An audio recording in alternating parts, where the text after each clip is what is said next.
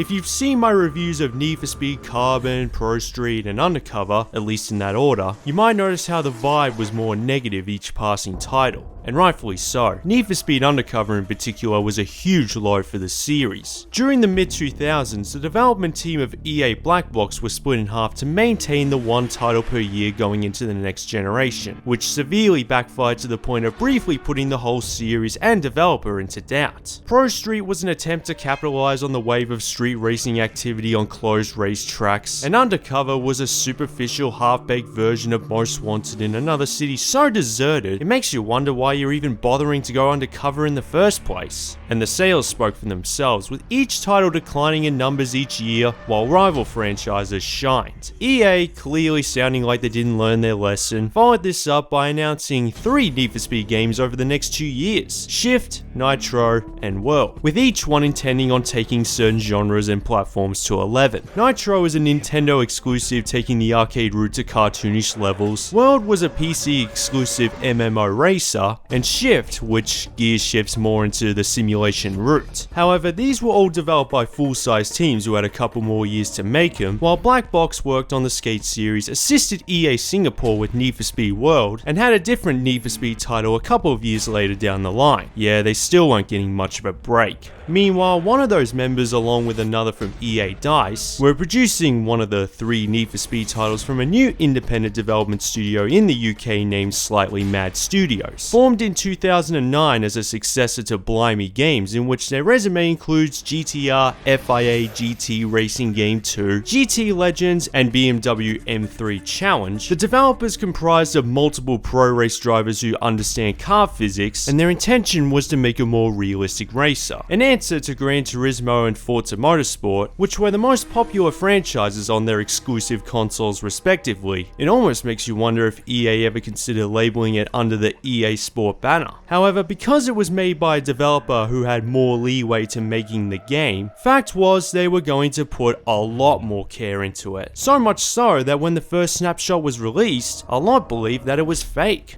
But it wasn't. And Need for Speed Shift was released for the PC, Xbox 360 and PlayStation 3 on September 2009, as well as a mobile and PSP port, but we're looking at the PlayStation 3 version. This isn't like Need for Speed Undercover, Carbon, Most Wanted, Underground 2. No open world map, no pursuit system, no story, no terribly awkward dialogue. And although it's set in a legal environment where there are plenty of cars and fictional circuits taken from Pro Street, it only uses around 30% of the components. It's basically Need for Speed meets Gran Turismo. Right from the moment you enter the career mode, it's all about rising up the motorsport ladder, where the top is the Need for Speed World Tour. You need to prove yourself right away. Stand out, master new skills, and test your abilities to move through the tiers. It sets itself in tiers where to unlock another with faster cars, you have to earn stars like Kudos from Project Gotham Racing. Not just by winning races, in fact you only have to be on the podium to earn at least 1 star, but a random challenge like mastering all the corners, performing a clean lap, sliding out a certain number of opponents, or reaching a milestone in points, which are also used to increase your ranking like Forza Motorsport, which unlocks special invitational events, customization options, and extra cash, as well as a badge collection like driving a certain distance with an American car or a milestone in total overtakes, for example. As you can tell, it doesn't do anything particularly innovative for the racing genre, like there's no serious standout feature in the career mode, but when you remove the map, it's not going to provide that same feeling of freedom. And after reviewing a lot of racing games over the last few years, I'm starting to notice more similarities to one and the other. The question was, were fans ready for another change in scenery since it bears no resemblance to the street racing culture or supercars being chased by police on rocky mountains? Was the Need for Speed logo there just to increase its sales? Well, I went from Carbon on the PlayStation 2 to this, so it certainly felt a lot different to me when it was new, and I like that. I can imagine anyone who played through the Need for Speed series to that point feeling like it was Groundhog Day. Do a couple of races, circuit, sprint, drag, drift, cutscenes, rinse and repeat without any real difficulty increase. That formula felt flat after a while, thanks also in large part to the declining quality after EA worked Black Box to death. kinda literally. There aren't anywhere near as many cars as its rivals, but the way the events are set up, you drive almost every single one throughout the career mode. Not only are they categorized based on region and or performance tier level, but also based on upgrades like drifting, nitrous oxide, and works, the latter which makes the car look like a super GT racer. Keep in mind, not all cars can take nitrous or compete in drift races, and only some cars can be works converted. Not only that, a third of all the events, more specifically the manufacturer competitions and car battles, provide the car for you. And it's only until you reach the final tier of the career mode where things become stricter that even the manufacturer-based events require your own car. Though I kind of wonder if this is a way to compensate for how the stars are spread out and how much money you earn for events which aren't very well balanced. Like the endurance races, for example. You earn the same number of stars and prize money as a standard race, but takes 3, 4, 5 times as long to complete. And the drift events, the amount of points to earn for a star are exactly the same for every single one, even though the best opponent can't even come close to those numbers sometimes. Although to be fair, drifting is a lot easier compared to Pro Street, so no matter where you are, they're all doable. My point is that certain events are inconsistent with the time and effort to match the rewards. A minor nitpick, but that's why I was able to reach the Need for Speed World Tour, the final event, without a tier 4 car in my garage. Your Bugatti Veyron, Pagani Zonda, Porsche Carrera GT, etc. And a lot of the money is spent on customizing whatever you've got. It's necessary to avoid being left in the dust, and it happens more often than you might think. Like the predecessors, it's a more is better kind of setup. The more performance upgrades you install, the faster it is. And while there might not be over 100 with their own brand name to choose from, each part is visually distinguishable thanks largely to the improved graphics, and even the body kit affects weight and performance. There's a reason why there aren't as many cars compared to its simulation rivals. The developers intended on having every single one of them look like they can belong on the suburbs to the racetrack, even though Grid and Forza Motorsport up to that point did the same thing. But anyway, visually however, unfortunately this was a huge missed opportunity because of one fatal mistake that I honestly believe the developers missed by accident. It makes it the worst car customization feature of the Need for Speed series up to that point. There's no way to mirror the work you've done on one side. I've looked everywhere, downloaded the latest update, really making sure I didn't miss it and embarrass myself in this video like I've done more than once before, but I swear I can't figure out how. Seriously, who likes the idea of doing a grand job on one side? Okay, not a very good example, but imagine you're good at this sort of thing. Dozens of vinyl layers only to find out that if you want it on the other side, you have to manually recreate it all over again. When I had this game new, I honestly didn't bother, and for this review, the only time I tried was with the Pagani Zonda R, throwing as many colours at it as possible. Let's just say I wasn't enjoying myself, and I thought Midnight Club LA, where mirroring the text way too literally, was irritating. I say unless you're okay with trying to work out where the same multiple vinyls go on the other side exactly, just stick with the 4 fully fledged pre-made options for each car, which look way better than I could design, with some of them matching the colours of the manufacturer. But even if it weren't an issue, despite this game being made by another developer, it hasn't evolved all that much. The camera is equally as limited, you can't look all around the car, no pre-made options, and it takes a while to move the vinyl in place. Did they just assume that nobody knew how to make a racing vinyl? It goes to show how impactful one mistake can be. So it's clear the performance aspect is where it's fun to customize the car, to see how it looks from all angles including the interior. But to look at it in a positive way, at least they focus more where it matters most, on the track. Literally the first thing you do when you start the career mode is a couple of laps in the BMW 1 series, in which the game configures the driving settings best, so it's as difficult as you choose it to be. How about these settings? You want to lock them in and take another lap?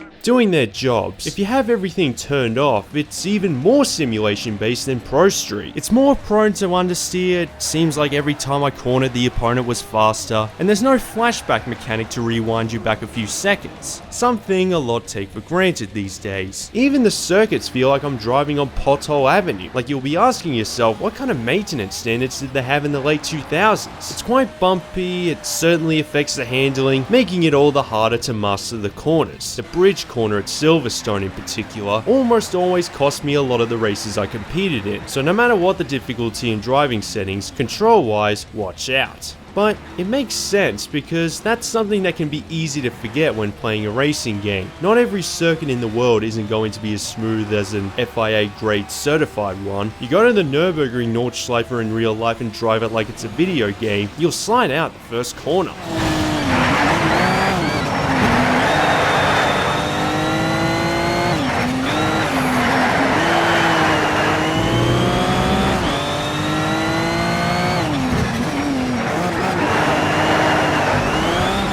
And if you want an even more hectic experience, select the interior view, which reappears for the first time since Porsche Unleashed. This was what multiple developers kept talking about when promoting this game. They were surprised that other racing franchises failed to capture the sense of being the driver inside, instead focusing solely on the car. The wheel in HUD is shaky, the head tilts back and forth every gear change, you can see yourself change gear, look at your surroundings, driver reflection, cracked windscreen. The faster you drive, the more your vision blurs, and if you have a crash, act like a maniac.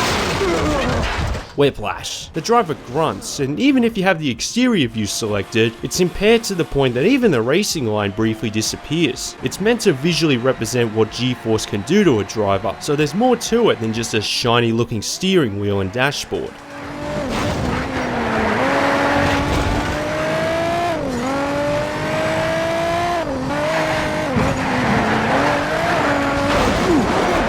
So you might think I've avoided this view for most of the playthrough, especially after what I said in my grid review recently. Well, because I got a PlayStation 3 in late 2009, and Need for Speed Shift was one of the first video games I bought for the system, I was going from something like this, with some games not even including an interior view, to this, and it was mind-blowing. I didn't look back and became used to it to the point that it's the easiest view to play this game with. Not only that, but you don't see yourself as sideways compared to the exterior view. Like whenever the car is steering, the camera mostly stays still, and there's more understeer going on than there really is. Know what I mean? It's hard to describe unless you're paying attention to the gameplay.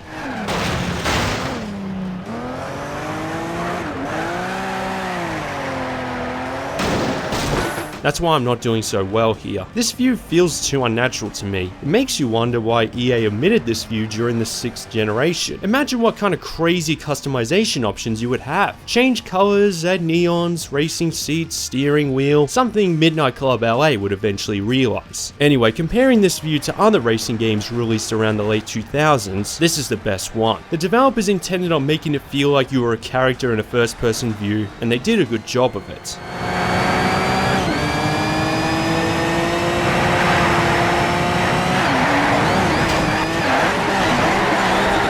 And it's probably thanks to the way this game expects you to treat the opponents like they're the police from Hot Pursuit and Most Wanted. Going back to the point system again, you earn points from either driving clean, staying on the racing line, no contact when overtaking, or driving dirty, power sliding, drafting, blocking opponents, trading paint, and whatever your style, you'll be given a badge of honor representing it. Even though I'm labeled as a precision driver, probably from being in front and staying on the racing line most of the time, just look at the gameplay. I don't think so.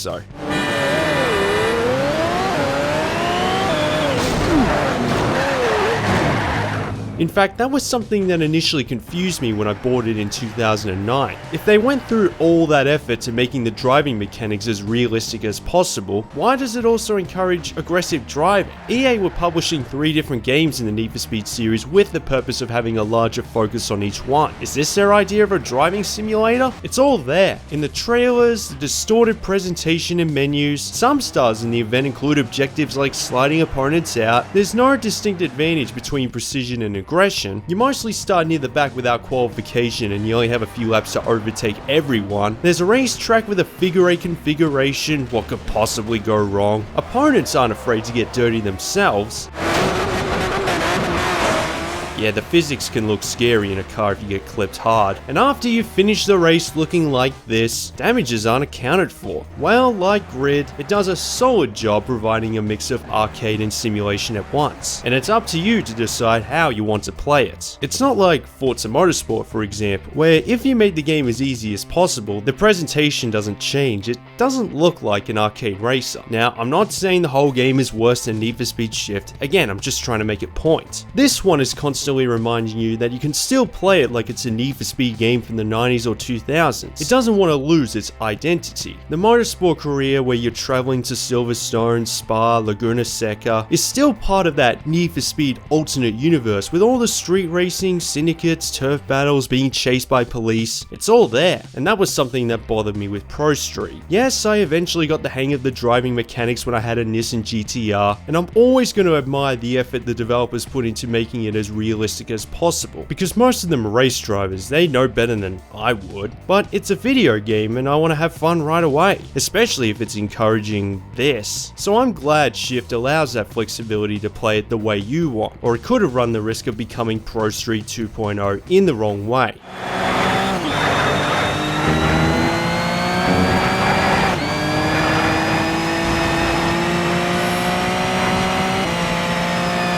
Well done, you took the win and you got out of that race in one piece. Nice job.